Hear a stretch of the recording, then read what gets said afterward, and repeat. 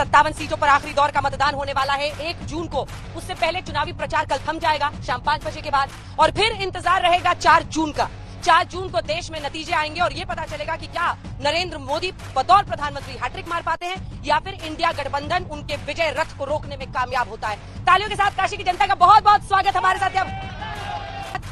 गंगा किनारे शाम के इस वक्त में जब आप शो देखेंगे तो आपको भी एक अलग अनुभूति होगी, क्योंकि धीरे धीरे यहाँ पर जैसे जैसे सूरज ढलते हैं और अंधेरा होता है, आरती का वक्त होता है, लेकिन जनता इस बार किसको ताज पहनाएगी ये जानने के लिए 4 जून का इंतजार करना होगा। लेकिन सबकी नजरें काशी पर है। अच्छा, प्रधानमंत्री नरेंद्र मोदी ने आज बंगाल में कहा कि ये बंगाल में मेरी आखिरी रैली है, इसके बाद अब मैं पंजाब में होऊंगा, और उसके बाद प्रधानमंत्री जाने वाले हैं कन्याकुमारी, जहां वो विवेकानंद रॉक मेमोरियल में ध्यान करने वाले हैं। विपक्ष ने इसको भी मुद्दा बना दिया है। विपक्ष का ये कहना है, ममता बनर्जी ने सीधा प्रहार किया है, वो कह रही है कि ध्यान नहीं करेंगे, इसी कमरे में बैठेंगे। जयराम रमेश कांग्रेस पार्टी की तरफ से सवाल खड़े कर रहे हैं। इन सब के बीच जनता क्या सोचती है, ये सवालों का जवाब देने के लिए हमारे साथ कई खास मेहमान जुड़ रहे हैं स्टेज पर। कौशलेंद्र सिंह पटेल साहब, प्रवक्ता बीजेपी के, तालियों के साथ उनका स्वागत कीजिए। अभय दुबे जी, प्रवक्ता कांग्रेस पार्टी के, हमारे साथ जुड़ गए हैं, बहुत बहुत स्वागत है अभय जी का। अनुराग भदौरिया जी, प्रवक्ता समाजवादी पार्टी के, बहुत स्वागत है। मृत्युंजय तिवारी जी, प्रवक्ता आरजेडी के, हमारे साथ जुड़ गए हैं। अभिषेक झा जी, प्रवक्ता जेडीयू के, हमारे साथ जुड़ गए हैं। अनिल दुबे जी, प्रवक्ता आरएलडी के। तालियों में क्या कंजूसी करनी है, तालियों के साथ आपका स्वागत कीजिए। लेकिन इससे पहले कि हम चर्चा की शुरुआत करें, आइए जल्दी से आपको दिखा देते हैं आज के सियासी घमासान की पूरी रिपोर्ट। 5 दशक के बाद लगातार तीसरी बार पूर्ण बहुमत की सरकार बनाने का देश ने निर्णय कर लिया है। चुनाव खत्म होने में बस 3 दिन बाकी है। नतीजों के लिए 5 दिनों का इंतजार करना होगा। इस बीच दावे इधर भी हैं और उधर भी, खटाखट खटाखट। 4 तारीख को ये ईवीएम पर ठीकरा फोड़ेंगे और 6 तारीख की इनकी टिकट बुक है, बैंकॉक थाईलैंड छुट्टी पर चले जाएंगे। यहाँ पे क्लीन स्वीप होने जा रही है गठबंधन की, इंडिया गठबंधन की। लाइन लगने वाली है सीटों की, टकाटक टकाटक टकाटक टकाटक। और उसके बाद good bye BJP, good bye Narendra Modi, tata. 4 जून की उम्मीदों को पूरा करने के लिए दोनों ओर से पूरा दम लगाया जा रहा है। पीएम मोदी लगातार हमले कर रहे हैं तो विपक्ष भी बिना देर किए पूरी ताकत से पलटवार कर रहा है। बंगाल में उस आरक्षण की खुली लूट हो रही है। मुसलमानों के फर्जी ओबीसी सर्टिफिकेट बनाए जा रहे हैं। ओबीसी समाज का हक छीनकर मुसलमानों को दिया जा रहा है। সেই জন্য বলেছিলাম পাবলিকলি হোক, বলুন কোথায় করবেন, গুজরাটে করবেন, যাচ্ছি গুজরাটে, আমি যেতে রাজি আছি। প্রেস কোশ্চেন করবে, ফ্রিলি কোশ্চেন করবে, আমাকেও করবে, ওনাকেও করবে। আমি দেখব জ্ঞান ভান্ডারে কত জ্ঞান আছে আর কতটা দেশকে চেনেন আর কতটা देशকে ভালোবাসেন। 400 पार के टारगेट में बीजेपी के लिए पश्चिम बंगाल और ओडिशा की लड़ाई काफी अहमियत रखती है। प्रधानमंत्री मोदी ओडिशा के मयूरभंज पहुंचे तो नवीन पटनायक के बीमार होने पर सवाल खड़े किए और जांच कराने की बात की। 10 जून के बाद उड़ीसा में भाजपा सरकार का विजय होने के बाद हमारी सरकार, उड़ीसा की भाजपा सरकार एक स्पेशल कमेटी का गठन करेगी और ये जांच करेगी कि अचानक नवीन बाबू की तबीयत क्यों गिरती जा रही है। दरअसल बीजेपी ने एक वीडियो जारी किया था जिसमें ओडिशा के मुख्यमंत्री के हाथ जोर जोर से कांप रहे थे। वीडियो में उनके सहयोगी वीके पांडियन नवीन पटनायक के हाथ पकड़कर छिपाने की कोशिश करते हैं। नवीन बाबू हस्ताक्षर भी नहीं करते हैं। आप राइट टू इंफॉर्मेशन एक्ट में पिटीशन लगाइए, सारे हस्ताक्षर डिजिटली होते हैं और ये डिजिटल सिग्नेचर पंडियन यूज करते हैं। I think 9th June itself, Bumiputra will only take over. The one he speaks not just Odia, but lives in the hearts of people of Odia. कल शाम आखिरी दौर का मतदान खत्म हो जाएगा और प्रधानमंत्री मोदी कन्याकुमारी के विवेकानंद रॉक पर ध्यान करने चले जाएंगे। 2004 में जो सिलसिला नरेंद्र मोदी ने शुरू किया वो अब भी जारी है। तभी तो 2014 के चुनाव के अंतिम चरण की रैली के बाद छत्रपति शिवाजी महाराज के प्रतापगढ़ मोदी पहुंचे थे। 2019 में अंतिम चरण के मतदान से ठीक पहले केदारनाथ मंदिर से करीब 1 किलोमीटर दूर रुद्र गुफा में ध्यान करने गए थे। इस बार विवेकानंद मेमोरियल के ध्यान मंडपम जा रहे हैं। कल प्रधानमंत्री वहां जा रहे हैं और बैठेंगे मेडिटेशन में। हाँ, बहुत कुछ सोचने के लिए है उनका विषय। 4 तारीख के बाद में मैं क्या करूंगा, गांधीनगर में रहूंगा कि अहमदाबाद में रहूंगा, कहाँ रहूंगा, मेरे खिलाफ जेपीसी की जांच जो होगी अडानी को लेकर, पतंजलि को लेकर। मोदी जी इस देश में फकीर आदमी है, देश का निर्माण कर रहे हैं। ममता बनर्जी लुटेरी है। 1 जून को जिन 57 सीटों पर मतदान होना है उनमें पश्चिम बंगाल की 9 सीटें तो शामिल हैं ही, यूपी पूर्वांचल की 13 सीटें भी हैं। इन 22 सीटों के लिए बीजेपी कोई कसर नहीं छोड़ रही तो विपक्ष ने भी पूरी ताकत झोंक रखी है। 4 जून को ये साफ हो जाएगा कि मतदाताओं को किसकी ताकत और जोर में अपना भविष्य नजर आया। आज तक ब्यूरो।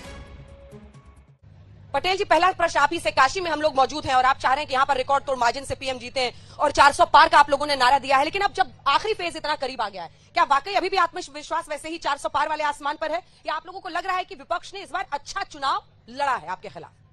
नहीं, मोदी जी काशी से रिकॉर्ड मतों से चुनाव जीतने जा रहे हैं और भारतीय जनता पार्टी पूरे देश से 400 से अधिक सीट जीत करके सरकार बनाने जा रही है। इसमें किसी प्रकार का किसी को संशय नहीं होना चाहिए। किसी प्रकार का कोई संशय किसी को नहीं होना चाहिए। अभय दुबे जी। आदि अनादि अनंत कंड अछेद अभेद सुभेद कहावे, अलख गोचर रूप महेश को जोगी जति मुनि जाने न पावे। काशी की इस पावन और अलौकिक भूमि को मैं इसकी रज को मस्तक पर लगाकर प्रणाम करता हूं। आपने सुना नहीं, प्रधानमंत्री जी ने बहुत पहले कह दिया था, कहा था कि अंत में झोला उठाकर चले जाऊंगा। तो जो 30 से 1 तारीख तक जा रहे हैं प्रधानमंत्री जी, अंजना जी, मैं आग्रह करता हूं, मैं लाया हूं साथ में। आपकी तो बड़ी चर्चा होती है, प्रधानमंत्री जी को दीजिएगा ये झोला। क्या है इस झोले में? प्रधानमंत्री के इस झोले में भीषणतम महंगाई है, बेरोजगारी का अंबार लगा है, भ्रष्टाचारी अजीत पवार उनका भी सारे पाप इस झोले में है। एक झोला राहुल गांधी वाला भी लेके आते हैं, पता चलता है उस झोले में क्या है। खटाखट खटाखट खटाखट राहुल गांधी के झोले से खटाखट 1 लाख रुपए गरीब महिलाओं को, खटाखट 1 लाख रुपए बेरोजगार युवाओं को, 400 रुपए मनरेगा के। इसके पाप की कल्पना नहीं कर सकते। 70 साल तक ये लोग दिए प्रधानमंत्री नहीं। को ये झोला 1947 से लेके 2014 तक इन लोगों ने किसी को कुछ दिया नहीं। एक नया झूठ ये लोग फिर से बोलने लगे। देखिए, प्रधानमंत्री जी जब आए थे 14 में, एक सेकंड, आपने कहा आंखों में आंख मिला के बात करते हैं, मतलब शो में मैंने देखा कि आपने कहा कि मैं अभिभूत हूँ कि प्रधानमंत्री जी ने, तो एक बार मैं चाहता हूँ कि ये झोला। क्या अभिभूत हूँ? आपने कहा, आप क्या कह रहे हैं? क्या आंख में आंख मिला के बात कर रहे हैं आप प्रधानमंत्री के लिए? बहुत अशोभनीय भाषा है आपकी mister Dubey. Mind your language. देखिए, क्या कह रहे हैं आप? आंखों में आंखें डालकर बात करते हैं आपसे। आप अभिभूत पर बैठा हूँ, पाप मेरे मन में नहीं है। मत बोलिए आप उल्टी सीधी बिल्कुल नहीं। जो आप अपनी बात कहिए, अपनी पार्टी की बात कहिए। बिल्कुल मेरी पार्टी की बात कर रहा हूँ। मैं कह रहा हूँ कि ये झोला लेकर प्रधानमंत्री जी को दीजिएगा। अब मैं पूछना चाहता हूँ, प्रधानमंत्री जी 2014 में आए थे, इसी मां गंगा की, मेरी मां गंगा की कसम खाई थी। उन्होंने कहा, मां गंगा ने बुलाया और 6 जनवरी को अदालत में, हाईकोर्ट में एक एफिडेविट फाइल किया। कहा 40% नालों का पानी आज भी मेरी मां गंगा में मिलता है। एक एग्रीमेंट किया था, उन्होंने कहा था कि इंटरसिटी एफिलिएशन, काशी को क्योटो बना दूंगा प्रधानमंत्री जी, घर घर पानी पहुंचा दूंगा, सीवर का पानी शहरों में बहने नहीं दूंगा प्रधानमंत्री जी, मैं ऐसा ट्रांसपोर्ट का एक नेटवर्क खड़ा करूंगा। अभी अधिकारियों को वाराणसी के लोगों ने चौराहे प्रबंधक बना दिया, एक जूनियर इंजीनियर को, एक भारतीय जनता पार्टी की पार्षद के पति को, और कहा कि 10 दिन से ड्रेनेज का पानी भरा है। प्रधानमंत्री जी, इसका जवाब कौन देगा? आपके गांव का एक बार मुआयना तो कीजिए, जो आपने गांव गोद लिए थे, वहां पन्नियां लगाकर लोग रह रहे हैं, 100 रुपए में पानी खरीद कर पी रहे। प्रधानमंत्री जी, क्रूज चलाऊंगा, एक पोर्ट बनाऊंगा। क्या हुआ प्रधानमंत्री जी? यहाँ गंगा मां की था, हमारे केवट और हमारे मल्ला पाते हैं, उनके रोजगार छीनने का। अनुराग भदौरिया जी बोलेंगे, लेकिन मैं पहली और आखिरी बार बोल रही हूँ, मेरे साथ आगे से कभी ऐसी हिमाकत मत कीजिएगा। अगर मैं आपकी किसी महिला नेता के बारे में बोलूँ ना कि आंखें डाल के बात करते हैं, बहुत बुरा लगेगा आपको। देखिए, भाषा की मर्यादा रखिएगा। मेरी भाषा की मर्यादा जानती है, मैं जानती हूँ, लेकिन आज आपने वो मर्यादा तोड़ी है। नहीं किया, आपने तोड़ी है जो आपने सकारात्मक। एकदम नहीं। अगर मैं आपकी महिला नेत्री के बारे में बोलूँ कि वो किसी पुरुष के साथ आंखों में आंख मिला के बात करती है, नकारात्मक भाषा मत बोलिएगा। आपने बोला है, आपने नहीं कही, मैंने भाषा की मर्यादा रखिए। बिल्कुल नहीं, मैं मर्यादा नहीं लाऊंगा। कभी मत तोड़िएगा, मैं बता दे रही हूँ आपको, हमेशा से आप किसी नाराज हो वो नहीं तोड़ूंगा मैं। मिस्टर भदौरिया, सवाल यह है कि कितना बड़ा चैलेंज आप लोग नरेंद्र मोदी को दे पाएंगे, क्योंकि अब तो देखिए 57 सीटें बाकी हैं। पिछली बार पूर्वांचल की 11 सीटें इनमें से गई थी। क्या आपके लिए उनकी लोकप्रियता को बैटल करना बड़ा चैलेंज नहीं है? देखिए, पूर्वांचल की जनता ने इस बार यह तय कर लिया है कि भारतीय जनता पार्टी को वो सत्ता से हटा देगी, क्योंकि ये जनता लड़ रही है लड़ाई। जनता अपने अधिकार की लड़ाई लड़ रही है। जनता जो परेशान है, जो दर्द, जो तकलीफ भारतीय जनता पार्टी ने लास्ट 10 सालों में जो दिया है, उसका बदला वोट के माध्यम से लेगी। और वोट देने को जनता तैयार है। उसी का परिणाम देख रहे हो कि भारतीय जनता पार्टी की भाषा बदलती जा रही है। जो भारतीय जनता पार्टी को मुद्दों पर चर्चा करनी चाहिए, मुद्दों पर नहीं आ रही है। क्यों नहीं आ रही है? उन्हें पता है कि जनता ने उनको बुरी तरह से पकड़ लिया है, जकड़ लिया है। क्या मुद्दों पर चर्चा कीजिए तो मुद्दों से भागते हैं। बताइए, कभी आपने इस देश के अंदर में मंगलसूत्र पर चर्चा करते हुए देखा? आप बताइए, मैं इतने दिन से तो आप ही होंगी पत्रकारिता में, मंगलसूत्र पर चर्चा कभी इस देश में हुई है? आप बताइए, मीट मुर्गा पे चर्चा करते हुए देखा, भैंस पे चर्चा करते हुए देखी, बाबरी ताला पे चर्चा करते हुए अपने देखा, और करते करते कहां हमारी भाषा चली गई, जिस भाषा का हम इस्तेमाल भी नहीं कर सकते। आप उनकी भाषा की क्यों नहीं बुराई करते हैं? उन्होंने जो बोला वो सही था। देखिए, उन्होंने क्या बोला, आपके भाव गलत है। सुनिए मेरी बात तो। आपकी महिला नेत्री के बारे में कोई ऐसे बोलेगा अनुराग जी? आपको अच्छा लगेगा? मैं तो नजर झुका के बात, और बताइए क्या करूं? नहीं, आप बोलिए, अगर गलत है तो बोलिए। अगर उन्होंने गलत, उनके भावनाएं गलत है तो गलत है। ऐसी भाषा कौन बोलता है? इस महिला के लिए कैसे बोलेंगे? आंखों में आंखें डाल के बात करती है तो मैं आपके साथ खड़ा हूं। अगर भावनाएं मेरे खिलाफ ऐसी भाषा आप नहीं इस्तेमाल कर सकते। मेरी बात पूरी हो जाएगी। बिल्कुल नहीं कर सकते। मेरी बात पूरी हो जाएगी। बहुत गलत किया आपने अभय दुबे। मैं अपनी बात नहीं, सुनिए, मैं आपकी महिला नेत्री के लिए बोलूं? आत्मविश्वास की बात, आप तीनों की पार्टी में महिला नेत्री है, मैं बोलूं कि उसकी आंखों में आंखें मिला के बात करती है? आत्मविश्वास की बात, दरअसल आप लोगों को सिर्फ अपने नेताओं की मर्यादा दिखती है, अन्य महिलाओं की मर्यादा नहीं दिखती है। आपको माफी मांगनी चाहिए। मुझे बहुत बुरा लगा, ये तमीज नहीं है, तरीका नहीं है, सलीका नहीं है। त्रिपुंड लगाने से कोई महान नहीं होता है। अगर आपके हृदय को दुख हुआ, ऐसी भाषा बोलने की हिम्मत मत कीजिएगा।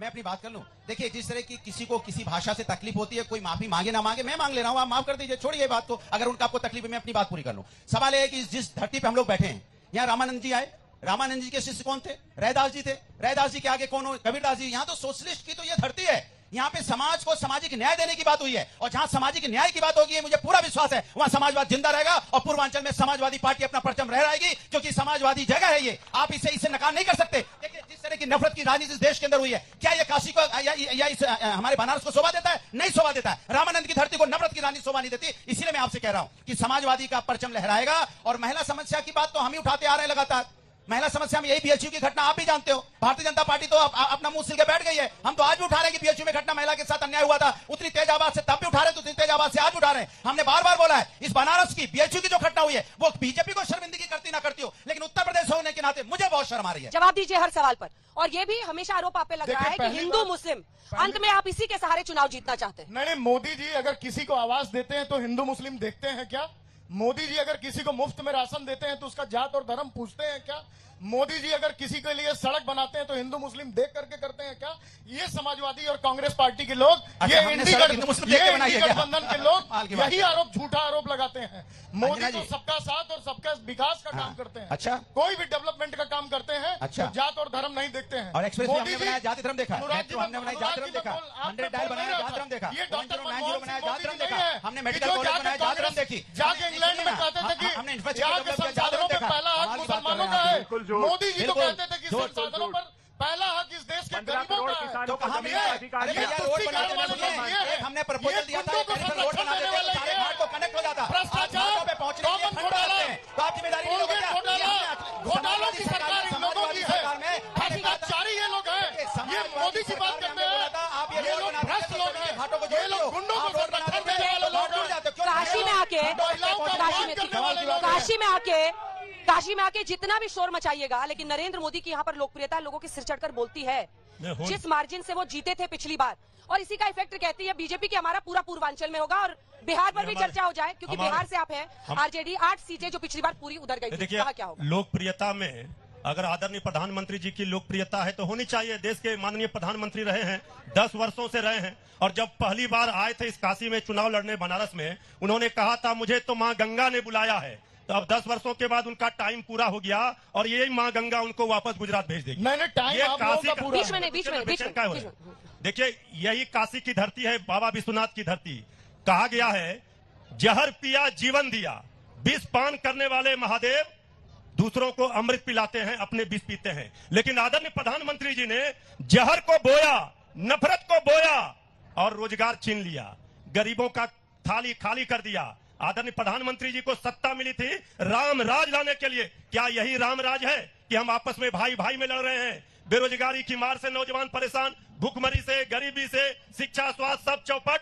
लेकिन हम बात किस पर कर रहे हैं? हिंदू, मुसलमान, पाकिस्तान, मंदिर, मस्जिद, इसी पर बात कर रहे हैं। हम तो कह रहे हैं आदरणीय प्रधानमंत्री जी, जब काशी में 10 वर्षों में आपने बाबा विश्वनाथ की नगरी में कुछ नहीं सीखा, जो गंगा जमनी तहजीब है इस जगह का, तो फिर आप, हमें लगता है कि आप कन्याकुमारी जाएं या केदारनाथ जाएं, कहीं आप नहीं सीख पाएंगे। इसलिए ये देश अब कह रहा है, हमें नहीं चाहिए ऐसी सरकार जो नौजवानों को बना दे बेरोजगार। अच्छा, रुकिए। अच्छा ठीक है, रुकिए। देखिए, रुकिए चाय वाले का, हाँ, चाय वाला सर, मोदी जी ने जो काम कर दिया। हाँ। सर, मैं चाय भी पकड़ ले बनी। अच्छा, पकड़ ले बनी, हम तो ना डर रही ना। आराम से बोलिए। सर, मोदी जी जो काम कर दिया, आपने कहे कि काशी विश्वनाथ नगरी है। मोदी जी ने क्या सीखा? मोदी जी ने वो चीज सीखा सर, यही 80 घाट है। सर, आप कहते हैं बेरोजगारी, महंगाई। मोदी जी बेरोजगारी नहीं है सर, महंगाई कुछ नहीं है। अच्छा, महंगाई है तो कमाई है, कमाई है। सुनिए, आप कहे ना कितने साल से, लड़िए मत, कितने साल से चाय बेचता हूँ? 10 साल से जी। ठीक हुआ के बारे में जी, हम चाय वाले से क्यों लड़ेंगे? हम जब से मोदी जी की सरकार बनी है दीदी, तब से हम लोग बहुत खुशहाल है। अच्छा, हमारे साथ हर हर महादेव। बस आप झा जी चाय जरूर पिलाइएगा 8 सीटों पर भी मुकाबला है। जी जी अरे चाय भी तो पिलाइएगा, सवाल चाय वो मोदी जी वाला चाय है, उसमें चाय है नहीं खड़ी नींबू वाली चाय साइड से दे दीजिए। अरे झा जी आपके पास आ गए। देखिए अगर यहाँ की 13 सीटें हैं तो बिहार की भी 8 सीटें हैं जहाँ पर मुकाबला है, और सभी लोग मान रहे हैं कि जेडीयू के लिए इस बार बहुत चुनौती है इन 8 सीटों पर जहाँ जहाँ आप लड़ रहे हो। सबसे पहले तो काशी की इस पावन भूमि को नमन, और यहाँ 80 घाट पर आपने इस कार्यक्रम को आयोजित किया, इसके लिए बहुत बधाई और शुभकामनाएं। अपने संबोधन की शुरुआत में उस वाक्य से करना चाहता हूं जो हम सबको अच्छा आज नहीं लगा अंजना जी। हम सब एक तरफ महिला सशक्तिकरण की बात करते हैं, मानते हैं कि 21वीं सदी में महिलाएं पुरुषों के साथ कंधे से कंधा मिलाकर चल रही हैं। कोई आपसे माफी मांगे कि न मांगे, इस पूरी सभा, इस पूरे मंच की तरफ से मैं आपसे माफी मांगता हूं। आपकी भावनाएं अगर थोड़ी भी आहत हुई हो तो हम सब की तरफ से माफी। अच्छा हमने मांग लिया, ठीक है ठीक, बेचैन मत होइए अनुराग जी। दूसरा, आपने चुनौती की बात की है अंजना जी, चुनौती नहीं है। 6 चरणों में पहले ही हम पूर्ण बहुमत हासिल कर चुके हैं। जो 7वां चरण है ना, हल्ला मत करिए, आपकी बारी में नहीं बोल रहा था, वरना मैं बोलना शुरू करूंगा। अगर मैं बोलना शुरू करूंगा तो फिर आप नहीं बोल पाएंगे। मणिपुर ऐसे डिबेट नहीं, हम लोग पहले ही डिबेट खराब हो जाए। आपसे युवा हूँ और आपसे ज्यादा बोल सकता हूँ, आप नहीं मान सकते हैं। आप हथियारों की पार्टी, आप नहीं मान सकते। कोई चुनौती नहीं है अंजना जी, आप इन्हें शांत कराएंगे या डिबेट खराब करें? हम भी डिबेट खराब कर सकते हैं, पर इनकी जैसी संस्कृति हमारी नहीं। देखिए कोई चुनौती नहीं है, कोई चुनौती इसलिए नहीं है क्योंकि पहले ही हम संपूर्ण बहुमत को प्राप्त कर चुके हैं। मार्जिन हमारा कैसा बढ़े, हम इसके लिए चल रहे हैं। अभी दुबे जी बैग दिखा रहे थे अंजना जी, वो बैग शायद आपने ध्यान से नहीं देखा। मोदी जी जब झोले की बात करते हैं ना, तो वो उस झोले की बात करते हैं जो फकीरी का प्रतीक है। इस डिजाइनदार झोले की बात नहीं करते हैं जो आप मार्केट में लेकर आए हैं। अगर उस झोले को आप लेकर के आए हैं तो जरा बताइए ना कि उस झोले से भ्रष्टाचार को बाहर निकाल दिया है, परिवारवाद को बाहर निकाल दिया है, वंशवाद को बाहर निकाल दिया है। अरे दुबे जी इस बोझ को कब बाहर निकालिएगा? मुझे नहीं लगता इस बोझ को आप बाहर निकालिएगा। बनारस की धरती पे आप खड़े हैं, बनारस की धरती पर आप एक बड़े मार्जिन से हारेंगे, और पूर्वांचल बिहार की बात करते हैं।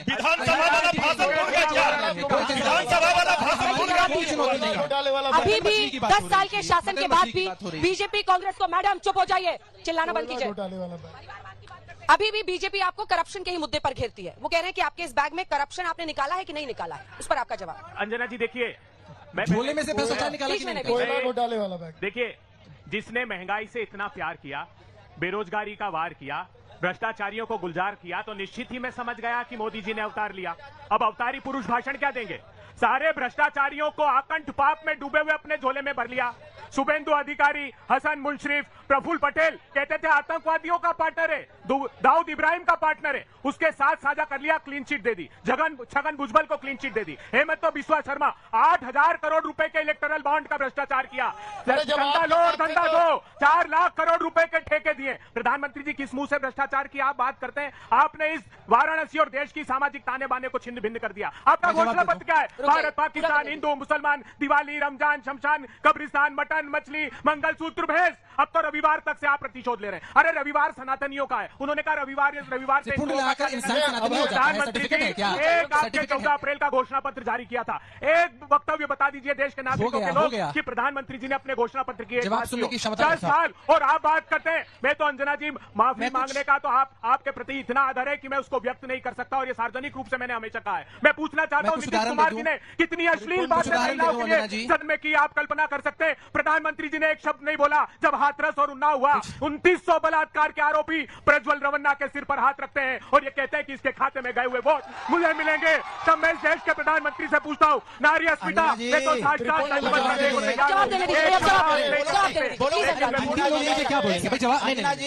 कैमरा जरा यूथ की तरफ घुमा दीजिए। वो अभी भी इंतजार रोजगार का कर रहा है, ताली पीट रहा है वो। इंतजार है कब के पास जमीन है कि नहीं है? जमीन नहीं लेंगे तो नौकरी नहीं देंगे। झूठ बोल रहे हैं। ये अगर जमीन नहीं लेंगे तो नौकरी नहीं देंगे। काशी विश्वनाथ मंदिर का दर्शन करके आ रहे हैं। आप अगर काशी विश्वनाथ दर्शन करने गए थे तो आपने वहाँ का डेवलपमेंट नहीं देखा? आप जब काशी महादेव का भी डेवलपमेंट आप कर रहे हैं, जगन्नाथ जी की आप बनारस का आपको नहीं दिखाया कि बनारस के अंदर प्रभु का सम्मान करो। 2.5 लाख नौजवानों को विश्वनाथ कॉरिडोर नहीं दिखा रहे हैं। बोल रहे हो भाई? कैसा डिबेट चला है? एक सेकंड चिल्ला चिल्ली मत कीजिए। तो एक एक करके बोलिएगा, आप लोगों की भी आवाज। प्रवक्ताओं को हो क्या गया है? भगवान को कह रहे हैं कि डेवलपमेंट मोदी जी आपका भी डेवलपमेंट मोदी जी करेंगे, आपका भी डेवलपमेंट मोदी जी करेंगे। गंगा सारा गंगे बोलिए हर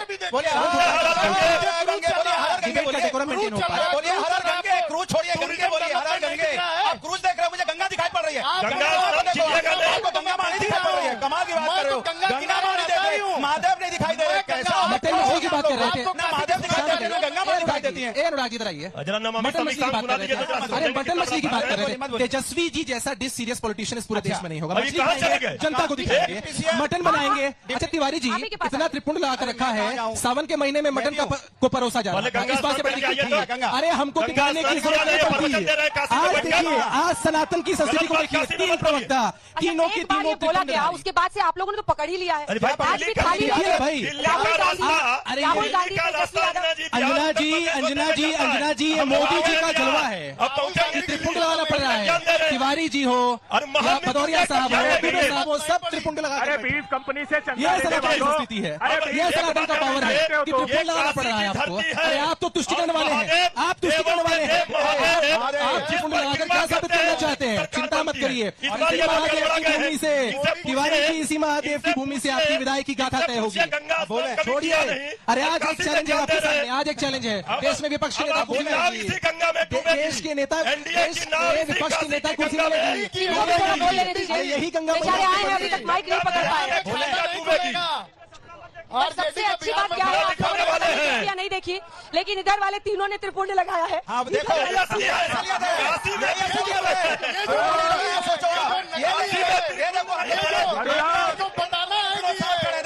ये देखो त्रिपुंड हमारे चेहरे पे, माथे पे नकली लोग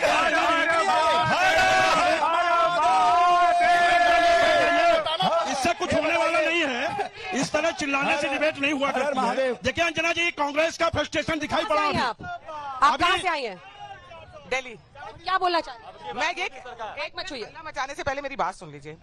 ये इतना सनातन धर्म के बारे में अपना बता रहे हैं, हर हर महादेव, और ये बनारस की नगरी के साथ ये हो गया। इनका तो गठबंधन उस पार्टी के साथ है जो कहती है सनातन धर्म एक मलेरिया और डेंगू है। और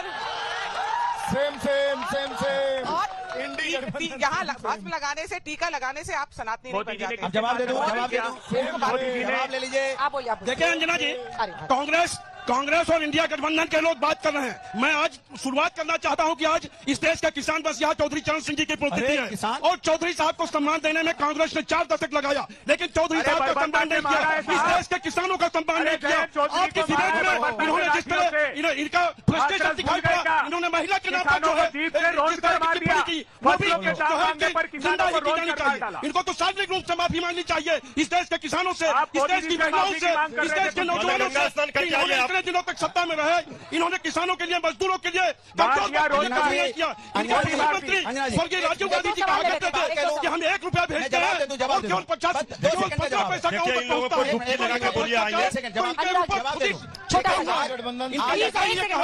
आप सबसे मैं रिक्वेस्ट कर रही हूँ, 1 सेकंड रुकिए, आप सबसे रिक्वेस्ट कर रही हूँ, अगर शॉटिंग मैच करना है तो आप मेरा शो जिसका मैं नाम लूँ वही बोलेगा, जिसका मैं नाम लूँ वही बोलेगा।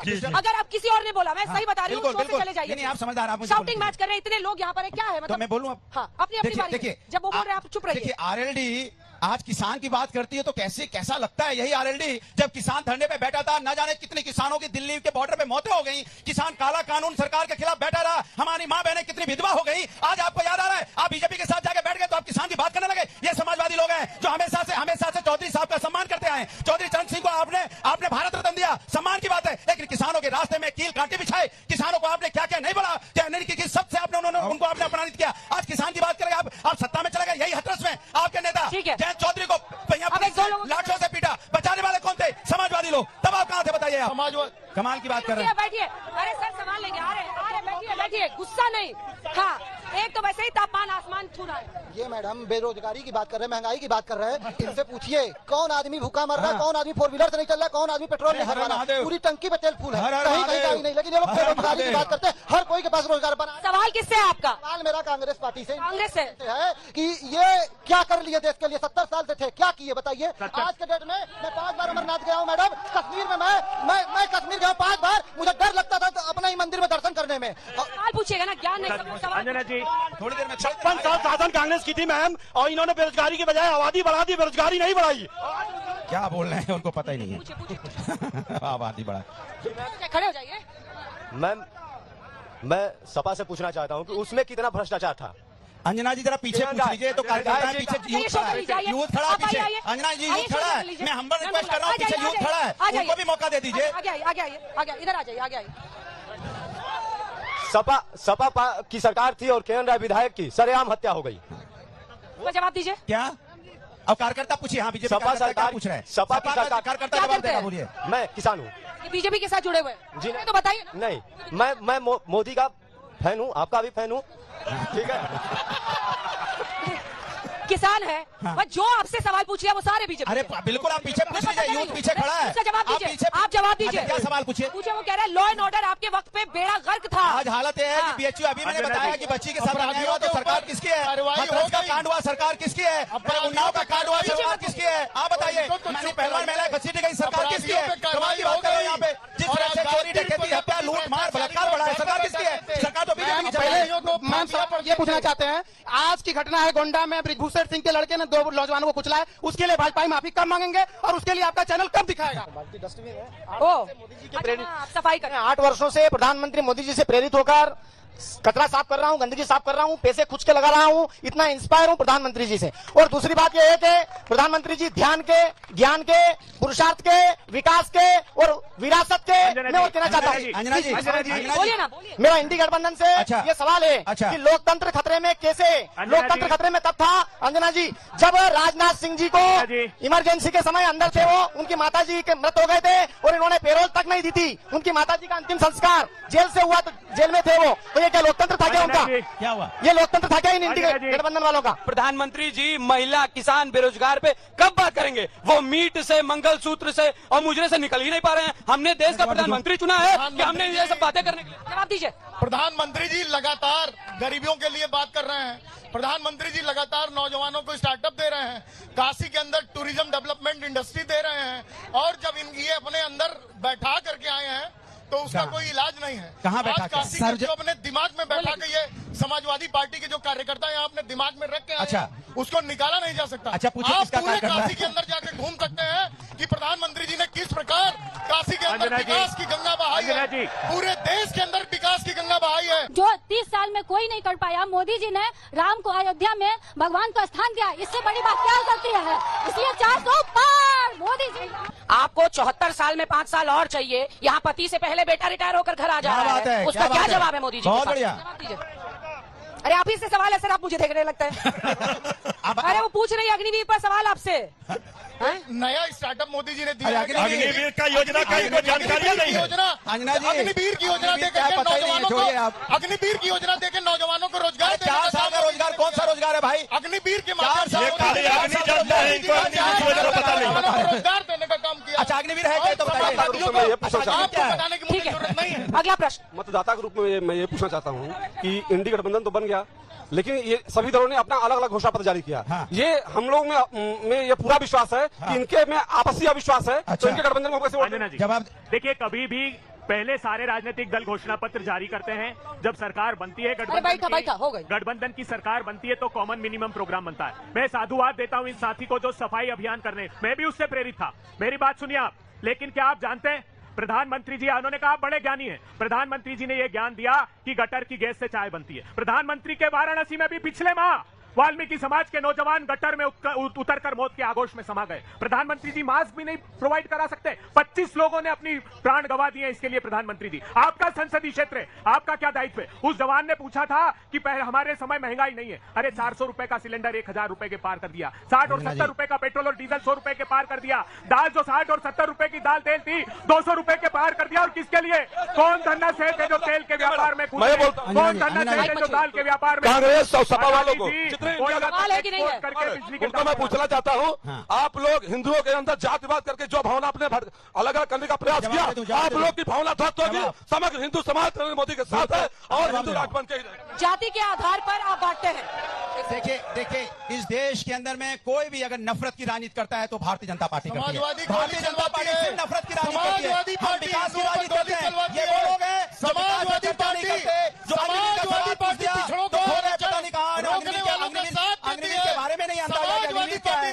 विकास की राजनीति करते, महंगाई पे चर्चा नहीं करेंगे, बेरोजगारी पे चर्चा नहीं करेंगे, किसान पे चर्चा नहीं करेंगे। आधार पर आप बांटते हैं, इसका आपने जवाब देखिए भारतीय जनता पार्टी नफरत की राजनीति करती है। मैं बस इतना कहना चाहता हूँ कि सारे जवाब का क्वेश्चन बंद करिए, सारे उत्तर बंद करिए। बस इतना कहना चाहता हूँ कि 4 तारीख को मोदी जी जाने वाले हैं और सवाल है आपके पास कुछ के ज्ञान है? नहीं है। 4 भविष्यवाणी करते हो? 4 तारीख को मोदी जी जाने वाले हैं, या तो गुजरात के मुख्यमंत्री बनेंगे और सीधे राहुल गांधी। क्या करते हो तुम? स्टूडेंट हूँ मैं, स्टूडेंट। भविष्यवाणी भी करते हो? भविष्यवाणी नहीं मैम, जहाँ तक अभी तक एग्जिट पोल का रिपोर्ट आ रहा है यही सच है अंजना जी, यही सच है, यही सच है। Thank you ma'am. जल्दी माइक छोड़िए। यही सच है। जल्दी पूछिए, छोटा सा। महंगाई की बात कर रहे हैं, वर्ल्ड इकोनॉमिक फोरम के अकॉर्डिंग पाकिस्तान में 18% महंगाई है, जिसका कैलकुलेटर भी नहीं है, जिसका 15% के ऊपर कैलकुलेटर नहीं है। भारत में 7% से कम है। भारत में महंगाई दर 7% से कम है, चेक कर लीजिए। क्या करते हैं? एक सेकंड, आपका नाम क्या है? लाखन सिंह। क्या करते हैं? मैं जवाब दे दूं। जवाब दे दूं। बीजेपी से जुड़े हुए? नहीं मैम। अंजना जी जवाब दे दो। अंजना जी जवाब दे दो। जेडीयू से सवाल है? नहीं, मेरा भाजपा से प्रश्न है। मेरा भाजपा से प्रश्न है कि अगर 10 साल में आपने जो उपलब्धियां की है, उस पर छोटे से लेकर बड़ा नेता किसको या उस पर वोट क्यों नहीं मांग रहा है? नहीं मांगते, किया ही नहीं। काम किया है तो उस पर क्यों नहीं वोट मांगते हैं? हम लोग काम पर ही, भारतीय जनता पार्टी डेवलपमेंट पर ही वोट मांग रहे हैं। काम गिनाओ। डेवलपमेंट काम